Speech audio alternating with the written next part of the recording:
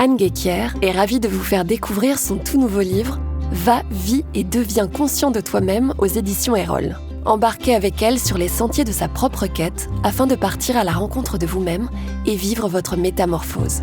Anne vous éclaire à chaque page car elle partage avec vous le flux précieux de son expérience, de ses outils thérapeutiques ainsi que les rituels et symboles qui l'accompagnent. Suivez-la dans ce merveilleux voyage introspectif. Laissez-vous embarquer par ce livre sublimé par les illustrations d'Izumi Idoya pour visiter vos propres chemins de métamorphose.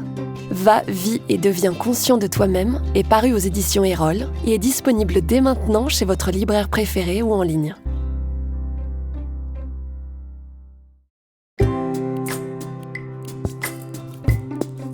Bienvenue dans le Best-of Métamorphose, une série spéciale qui vous permet de découvrir ou de redécouvrir les épisodes les plus écoutés de Métamorphose.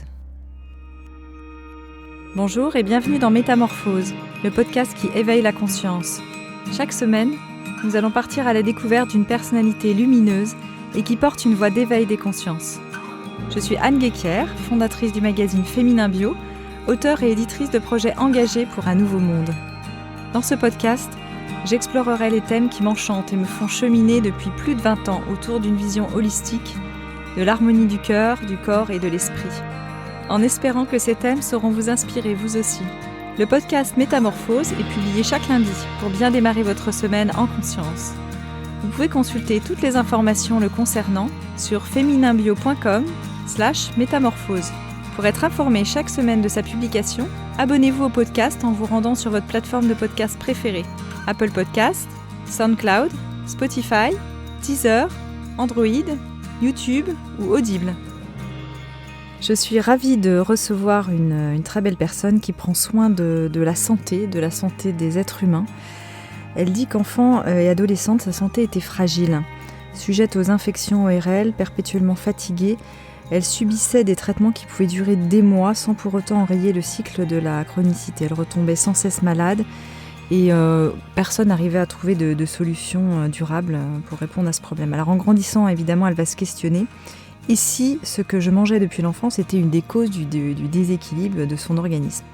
Elle devient alors naturopathe, elle est diplômée du Sénato, l'école de Daniel Kieffer, et anime des ateliers de cuisine à Paris et d'autres ateliers de retraite autour de la femme sacrée.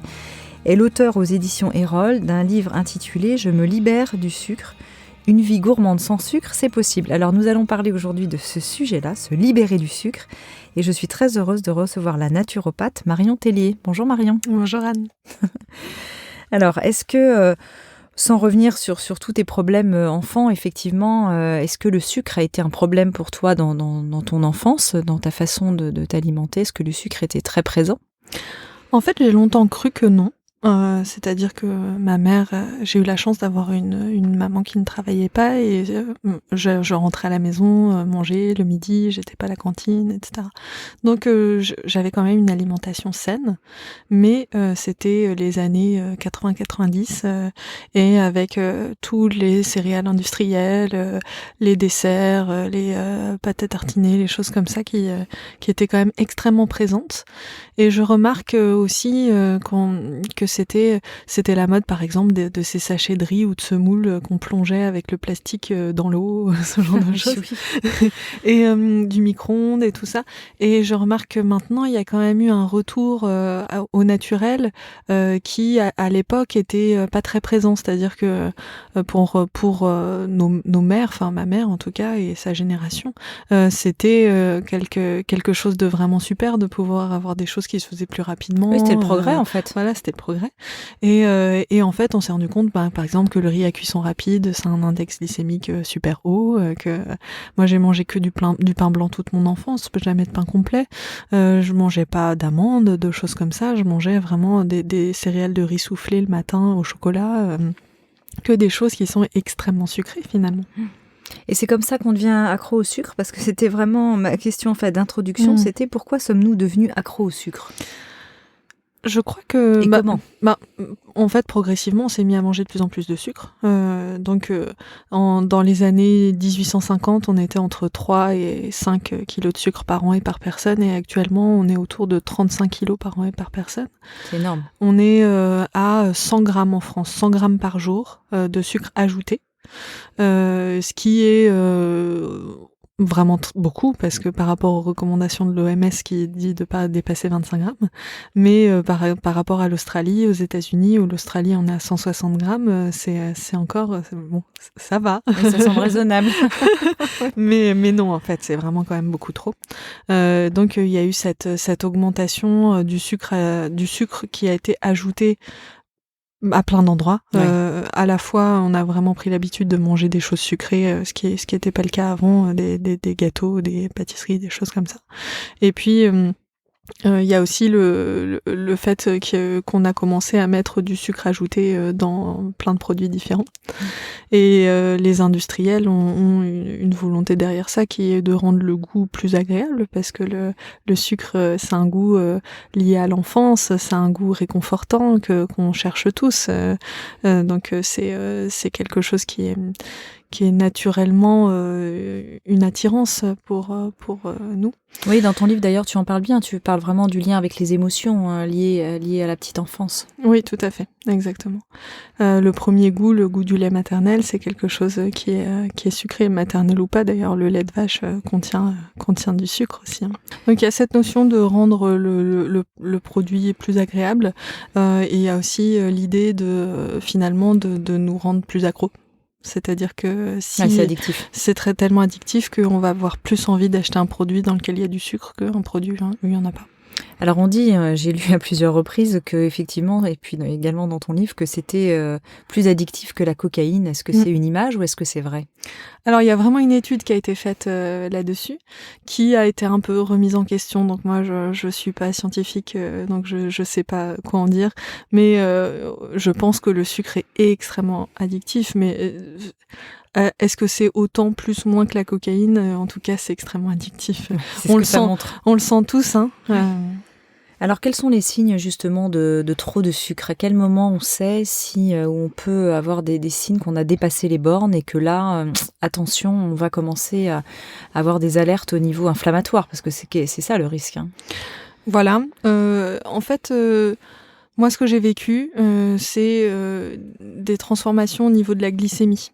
Donc ça, c'est quelque chose que beaucoup de gens vivent. Et moi, je l'ai vécu pendant des années, personne ne m'a dit tu fais des hypoglycémies, parce que je tombais pas dans les pommes. Juste, je me sentais pas très bien, je commençais à avoir moins de force dans les jambes un peu plus cotonneuses, comme une impression d'être un peu déprimée, une vision moins claire, le cerveau qui marche moins bien.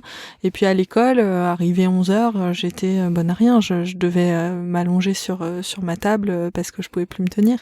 Mais même adulte, en fait, même encore maintenant, en fait, il suffit que j'ai une alimentation pas équilibrée et trop sucrée pour que après je fasse une hypoglycémie réactionnelle, mais pas suffisamment forte pour tomber dans les pommes, avoir besoin d'un morceau de sucre. Du coup, personne ne l'avait vraiment détecté. Donc ça, il y a tellement de gens qui vivent ça et qui ne s'en rendent quasiment pas compte. Parce que aussi, quand on se sent comme ça, on va du coup manger quelque chose de sucré et puis avancer comme ça. Oui. Donc ça génère des pics d'hyperglycémie suivis d'hypoglycémie réactionnelle qui font des montées, des descentes toute la journée. L'insuline, comme ça, voilà. Qui fait le yo-yo, quoi. Exactement. Quelles sont les différentes familles de sucre ? Quand même, revenons là pour placer un petit peu le débat. Quelles sont les différentes familles de sucre ? Et puis ensuite, est-ce qu'on peut jouer justement avec l'index glycémique, le fameux IG ?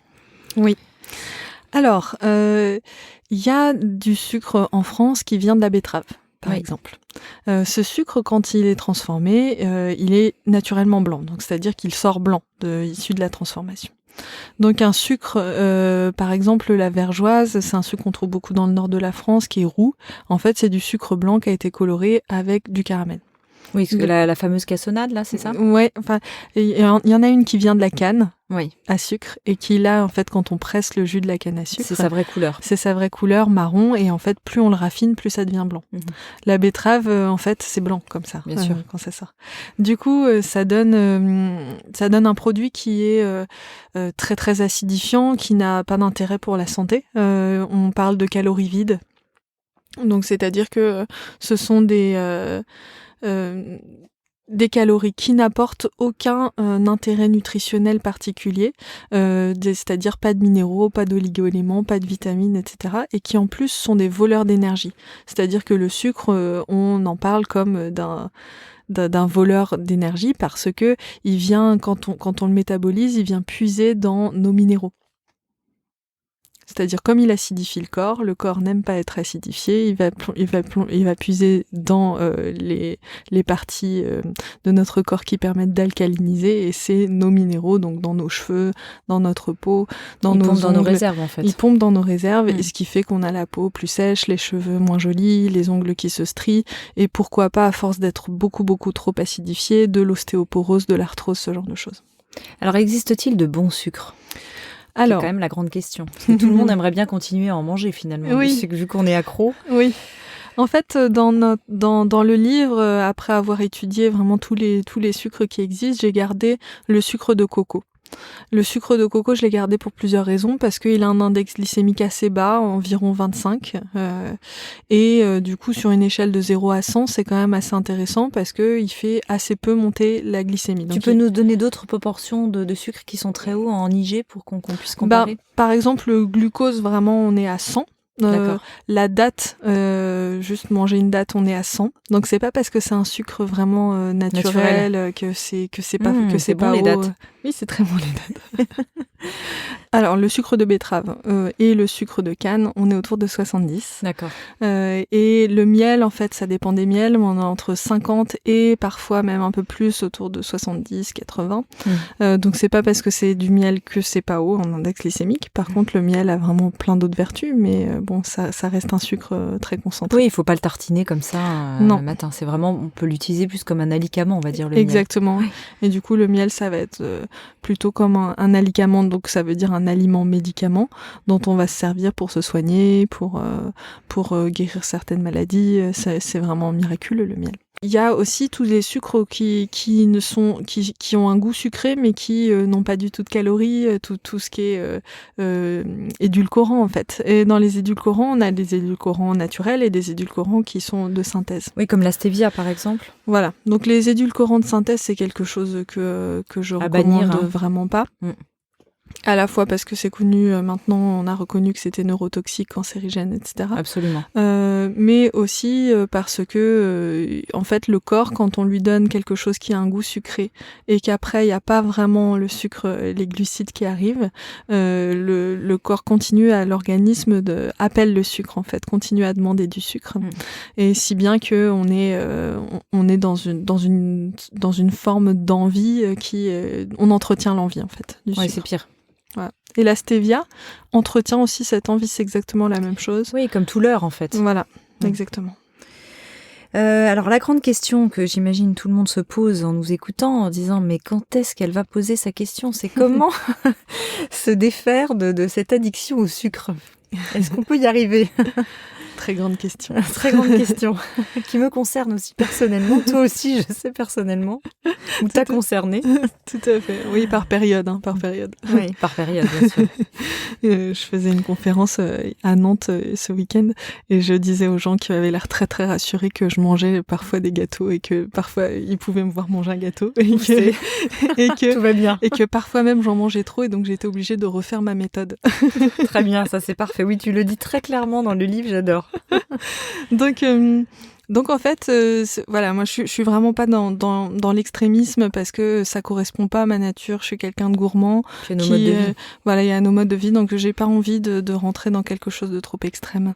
Donc ça veut dire que Par contre, moi, mon parcours, c'est que si je mange trop de sucre, comme j'ai eu beaucoup de maladies ORL, etc., j'ai développé une grande candidose qui m'a beaucoup ennuyée et beaucoup embêtée. Et du coup, je sais que si je mange trop de sucre, je la nourris. Donc la candidose, c'est le développement du Candida albicans, qui est une forme de champignon, de levure qui se développe dans l'intestin. Et qui est assez compliqué quand même, je précise, parce que c'était une de mes questions sur le Candida albicans, donc j'aimerais bien apporter cette précision qui est difficile à diagnostiquer aujourd'hui. Oui, c'est quelque chose que moi au cabinet, je pose tout un tas de questions. C'est une forme d'anamnèse qui permet d'avoir on pose pas de diagnostic, surtout en naturopathie, on pose pas de diagnostic, mais on a quand même une idée assez claire de si oui ou non on peut suspecter une candidose. Et après, en fait, il y a des manières vraiment scientifiques, notamment via la détection dans les urines, pour voir s'il y a du Candida albicans. Voilà, il y a plusieurs manières différentes, mais ça peut se détecter scientifiquement. Et donc là, ce que tu as l'air de dire te concernant, c'est que le Candida est là et donc il se réactive en fait si tu prends trop de sucre, il ne part jamais vraiment? Non, parce qu'il habite dans tous nos microbiotes, il est là naturellement et il est là pour digérer les derniers morceaux de sucre dans le côlon. Et si on mange beaucoup trop de sucre, comme c'est le cas, comme j'expliquais au début, on passe de 5 kilos par an à 35, on le nourrit. Et il suffit qu'on prenne des antibiotiques de temps en temps, ou la pilule, ou n'importe des médicaments, qu'on ait des gros chocs émotionnels ou ce genre de choses, pour que la flore, le microbiote intestinal se déstabilisant, on se retrouve à devoir lutter contre ce candida qu'on a profité pour se développer comme dans un bon bain de jouvence et entraînant tout un tas de problématiques. Et notamment la fatigue, qui est un des premiers symptômes d'une candidose. Mais après, il y a tout un tas d'autres symptômes, notamment digestifs. Donc ça génère ballonnement, gaz, alternance de diarrhée et de constipation, ce genre de choses. Ça va entraîner aussi des douleurs, des crampes digestives, peut-être des reflux gastro-œsophagiens. Ça, c'est pour la sphère digestive. Pour la sphère ORL, ça va générer du mucus, le nez qui coule, des écoulements dans l'arrière-gorge permanents, le besoin de se gratter les oreilles, mais aussi le besoin de se gratter un peu n'importe où, parce que ça peut générer des mycoses, des démangeaisons, donc aussi des mycoses au niveau des doigts, des pieds, etc. Mais n'importe où sur la peau, en fait, tout ce qui est démangeaison un peu inexpliquée, ça peut être ça, hein, ça peut aussi être plein d'autres choses. Hein. Et voilà, il y a de l'irritabilité, il y a une humeur qui est plus noire, plus sombre, voilà, il y a pour les femmes des dérèglements du cycle, des cycles qui sont plus douloureux. Ça peut aussi être une des choses à travailler quand on a une endométriose, parce que ça permet de réduire vraiment beaucoup la douleur. Donc ça génère tout un tas de choses qui sont des choses inflammatoires en fait, et qui du coup c'est une forme de quand il se développe beaucoup, ça devient une forme de parasitage en fait, le Candida albicans.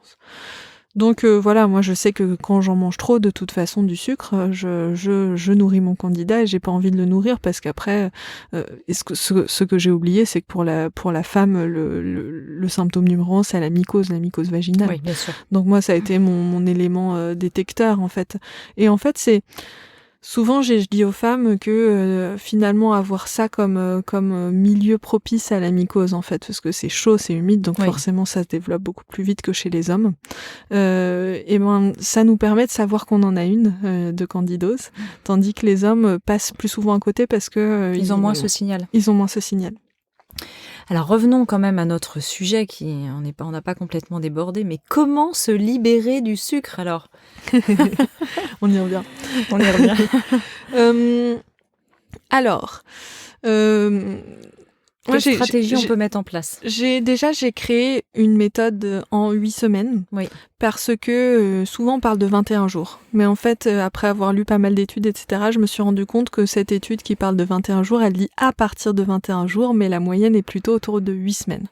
Donc 8 semaines, c'est une bonne période pour mettre en place quelque chose de durable. Oui. Donc, on a cette période-là où on va pas, rassurez-vous, on va pas ne pas du tout manger de sucre pendant toute cette période. La première semaine, je l'ai découpée en semaines, mais en fait, j'aime bien dire que ce sont des périodes, donc ce sont des phases. Si la première semaine, on a besoin de la faire durer 1 semaine, 2 semaines, 3 semaines, ou alors la zapper parce qu'on a déjà fait ça dans sa vie et qu'on peut passer à la deuxième, c'est tout à fait possible. Donc la semaine 1 propose de réduire un maximum les sucres concentrés en les remplaçant, pourquoi pas, si on en a besoin, par des gâteaux qu'on va faire soi-même. Donc on passe plutôt au fait maison, avec du sucre de coco, avec par exemple dans le livre il y a quelques recettes à la fin, une 40aine de recettes, et du coup je propose des recettes de petits sablés, de choses qui sont sucrées avec de la banane, de choses voilà qui du coup nous habituent à des sucres beaucoup moins concentrés, beaucoup moins chargés. C'est-à-dire que quand on mange comme ça pendant quelque temps, ce qui est moi à peu près mon habitude, si je mange, je sais pas, si je devais manger, je dis un truc vraiment junk food, mais comme une barre de Twix ou quelque chose comme ça, ce serait maintenant totalement impossible pour moi parce que je trouve ça vraiment pas bon. Ouais, trop sucré. Parce que mon goût a énormément évolué avec les années. C'est la bonne nouvelle quand même, ça on peut dire pour ceux qui nous écoutent, c'est qu'on voilà. on se déprogramme. On se déprogramme. Et puis je remarque que c'est quelque chose qui est, je pense, un mouvement assez global parce que d'ailleurs on voit que les pâtissiers changent leurs recettes pour mettre moins de sucre. Je pense qu'il y a quand même un goût assez global des Français, en tout cas pour qui tend vers le moins de sucre. Donc en fait on a cette première semaine où on va avoir la possibilité de manger des sucres autant qu'on veut, mais pas des sucres blancs, pas du sucre de betterave, pas du sucre de canne, etc. On va choisir autre chose. Et on va aussi faire attention aux index glycémiques parce que finalement, ce que je montre souvent au cabinet aux personnes qui ont l'impression de pas trop manger de sucre, c'est que parfois elles vont manger le matin du pain blanc, à midi des pâtes et le soir du riz blanc. Oui. Et ça, en fait, c'est que des glucides, en fait. Voilà, c'est finalement. Et puis, c'est important de faire attention quand on a une alimentation qui tend vers le végétarisme, le végétalisme, de bien équilibrer. J'ai parfois des personnes qui ont envie de bien faire et qui du coup commencent à manger plus végétal, mais qui vont par contre manger surtout des glucides finalement. Oui. Et pas assez de protéines, pas assez d'acides gras, pas assez de légumes tout simplement. Oui, puis ils vont compenser en se jetant sur effectivement de l'énergie rapide, on va dire. C'est ça. Donc ça c'est une des sources principales de notre sucre finalement. Si on regarde un tableau des index glycémiques, on se rend compte que par exemple la banane a un index glycémique plus bas que la baguette et même beaucoup plus bas. La banane, on est autour de 50-55, ça dépend de sa maturité. Et puis une baguette, ça peut aller jusqu'à 75. Donc c'est quand même le sucre ne se trouve pas toujours là où on pense. C'est ça. Alors justement, quel pourrait être un peu le petit déjeuner idéal pour ceux qui ont envie de manger le matin, parce que tout le monde n'a pas forcément faim le matin. Alors, donc dans cette première semaine notamment, je propose de changer de petit déjeuner. Parfait.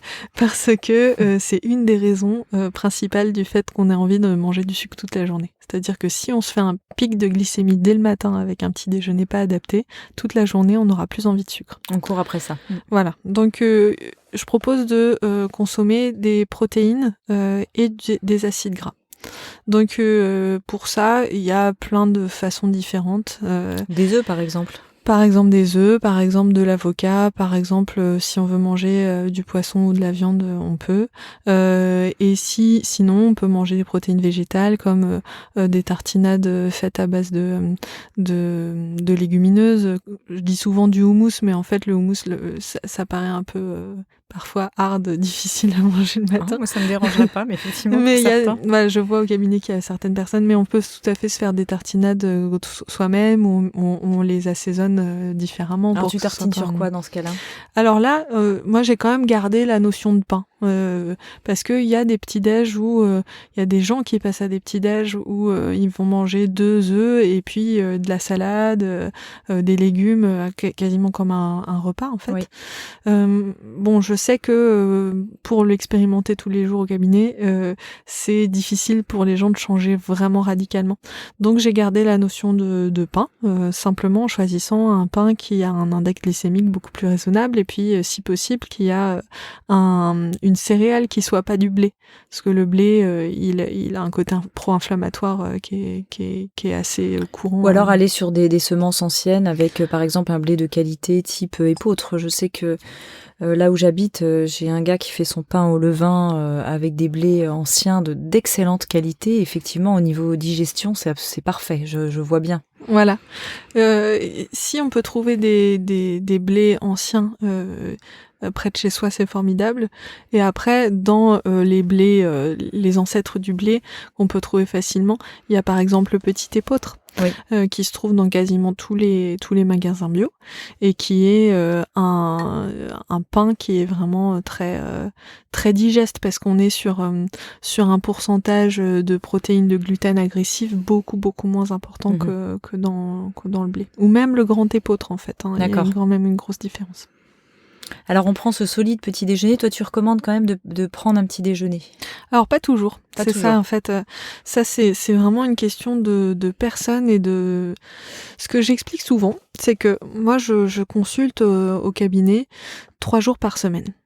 Et les matins où je consulte, parce que je commence à 8h et je fais des grosses journées, donc je commence à 8h, je sais qu'à 13h, si j'ai fait un jeûne intermittent, c'est-à-dire que je n'ai pas du tout mangé de la matinée, Oui. je vais faire une hypoglycémie, parce que je fonctionne comme ça. Parce que quand je fais trop fonctionner mon cerveau à écouter les gens, au bout d'un moment, ça me fatigue. Donc Je vois très bien.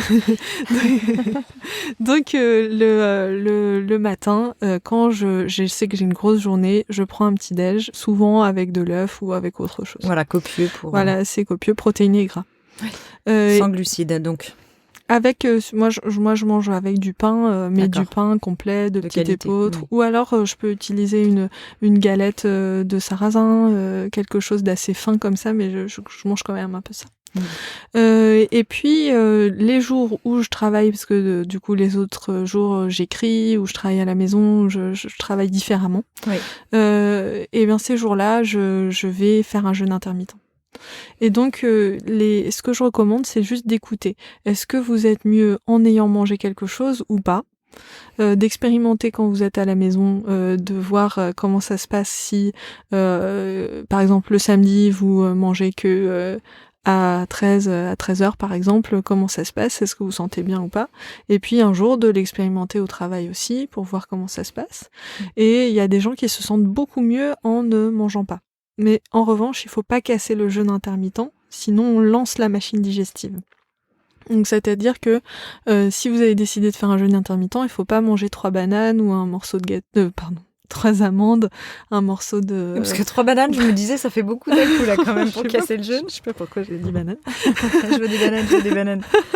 J'ai peut-être besoin de bananes. Oui. Mais il faut pas, parce que j'ai eu cet exemple ce matin, ne serait-ce que ce matin, une personne qui me disait j'ai pas le temps de déjeuner, mais du coup je mange 3 amandes, un morceau de gâteau au chocolat, enfin un peu alors ce ça, que je trouve. il faut pas ça. Et en fait, manger un tout petit peu, grignoter un tout petit peu, ça relance la machine digestive et du coup vous avez beaucoup plus de risques de faire une hypoglycémie, etc. C'est-à-dire que quand ils sentent qu'ils sont à la fin du jeûne intermittent, vers 11h, entre 11h et midi, ils commencent à grignoter un petit truc pour prolonger. C'est ça que tu dis qu'il faut éviter. Là, l'exemple que je donnais, c'était quelqu'un qui, avant de partir de chez elle pour aller au travail, c'était carrément plus tôt. Voilà, parce qu'elle avait pas le temps, elle se dit je vais quand même manger un petit truc. Mais là, c'est lancé. Et donc là, c'est lancé. Donc forcément, elle me disait vers 11h, j'ai super faim. Et je lui disais c'est normal parce que la machine digestive est lancée. Et du coup, la gestion de la glycémie se fait très différemment. Donc la règle, c'est soit bien, on mange bien, soit pas du tout. Mais on commence pas à se lancer dans un petit machin comme ça. Voilà, exactement. Et puis faire attention au sucre. Donc c'est-à-dire que, par exemple, on peut aussi... Moi, dans mon livre, j'ai pas mis, par exemple, le miam aux fruits de France Guillain, qui est quelque chose que je recommande énormément en consultation, parce que, en fait, je veux aider les gens à se déshabituer du goût sucré. Donc, c'est-à-dire qu'une fois qu'ils ont fait leur cure de libération de l'addiction au sucre, c'est tout à fait possible de manger un miam aux fruits, qui est un mélange de fruits et de graines et d'acides gras, etc., qui est très équilibré parce qu'il y a les acides gras et les protéines des oléagineux. Mais là, dans le livre, je recommande plutôt de s'habituer au goût salé. D'accord. Ou de pas manger. ou de pas manger. Alors comment justement on casse le jeûne intermittent? Quelle serait ta recommandation si jamais on a jeûné jusqu'à midi? Oui, jusqu'à midi. Prendre son déjeuner, donc un déjeuner équilibré, ça dépend vraiment du besoin de la personne. D'accord, classique, voilà. Voilà. Alors là, on était semaine 1 du programme. Est-ce que donc est-ce qu'il y a d'autres semaines qui ressemblent à cette semaine 1 ou enfin cette phase 1, on va dire? Oui. Alors ensuite, on passe à la semaine 2, où là, en fait, on évite de manger tout ce qui est sucre ajouté. D'accord. Donc en revanche, on a le droit de manger tous les fruits qu'on veut, ou même la compote. On garde un petit peu de chocolat si on a vraiment besoin de chocolat, si on y est un peu accro. Noir de préférence. Voilà, noir et le plus haut possible en termes de pourcentage. Immangeable, quoi. Non, je plaisante. Non, mais c'est vrai que parfois, quand on arrive à des chocolats qui sont très forts en pourcentage, c'est... Oui, ça devient plus difficile. Donc, il y aller progressivement, commencer par du 70, monter à 80, etc. Donc là, en fait, les fruits, il y a une petite règle, c'est qu'on les mange plutôt quand ils sont crus en dehors des repas. Oui. Si on les mange en fin de repas, ça fait fermenter. Donc un fruit, ça va se manger 30 minutes avant ou 2-3 heures après les repas. Parfait.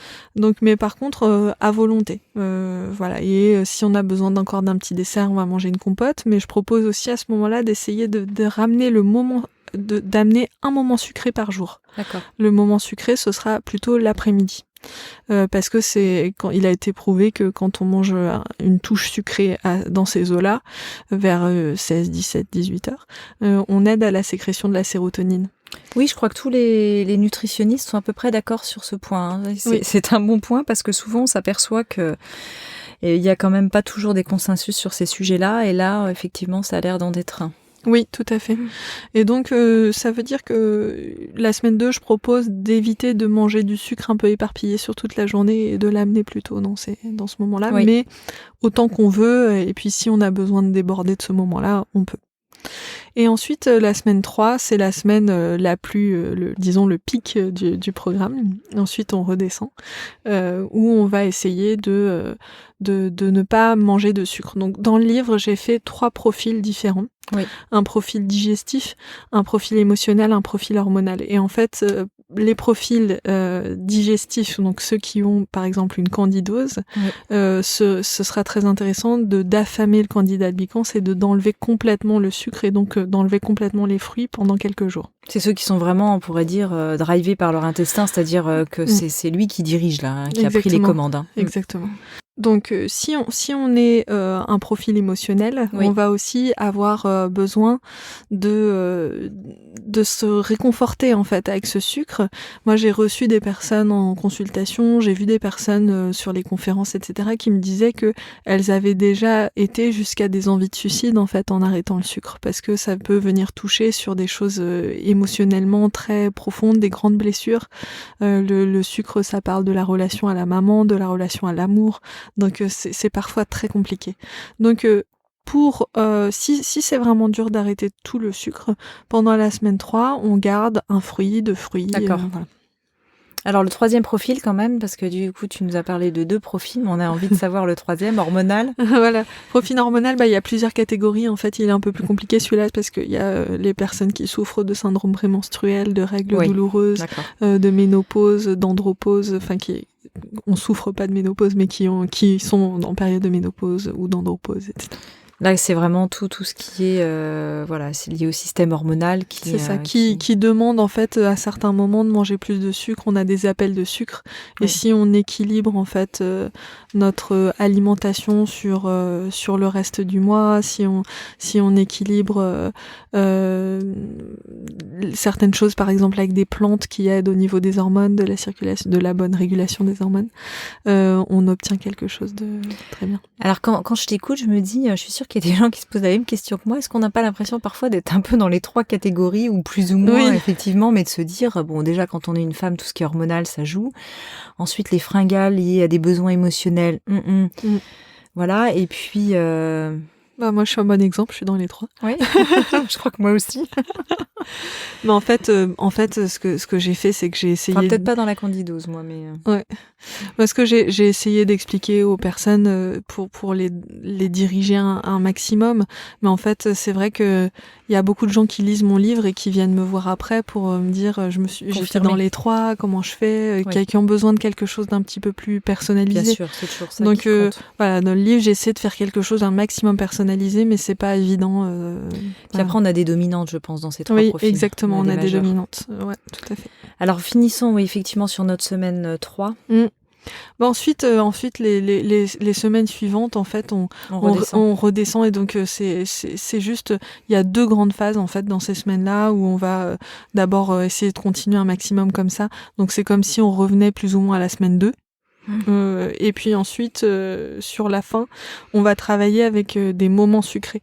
Donc c'est-à-dire que si on boit une coupe de champagne, si on mange des sushis qui sont à base de riz blanc et en plus avec du sucre ajouté, si on mange un gâteau au chocolat, un anniversaire, etc., on le compte dans les moments sucrés.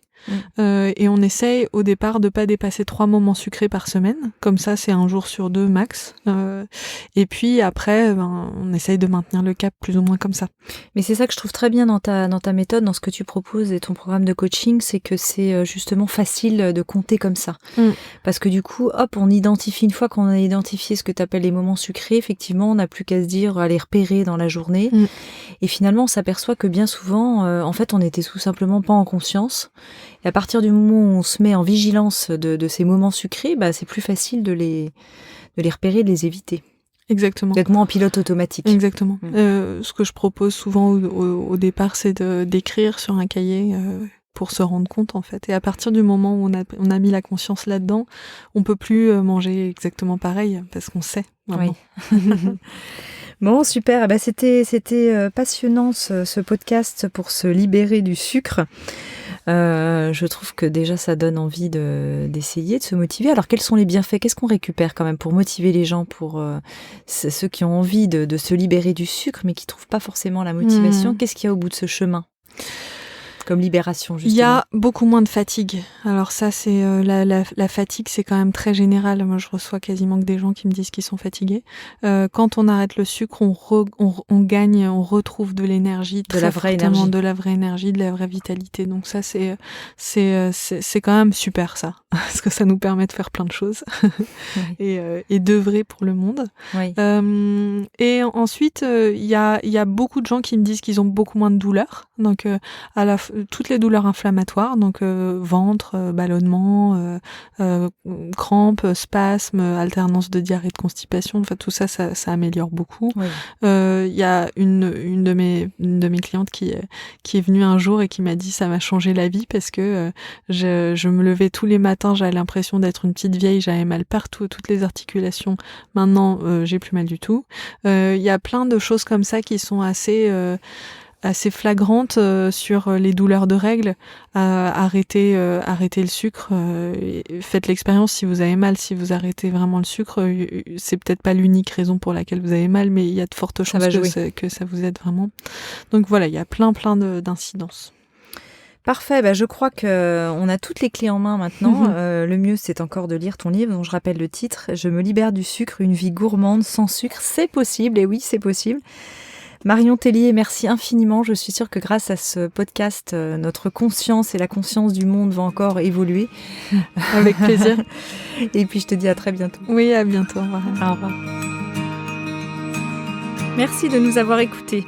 Je vous donne rendez-vous pour une interview avec une personnalité lumineuse chaque lundi pour bien démarrer la semaine en conscience. Vous pouvez retrouver Métamorphose sur de nombreuses plateformes et bien sûr laisser votre avis et vous abonner sur Apple Podcast pour le recevoir chaque semaine. Si vous aimez ce podcast, n'hésitez pas à le soutenir pour favoriser sa diffusion en lui donnant 5 étoiles sur Apple Podcast. Et retrouvez toute l'actualité de Métamorphose sur fémininbio.com. Merci, à lundi.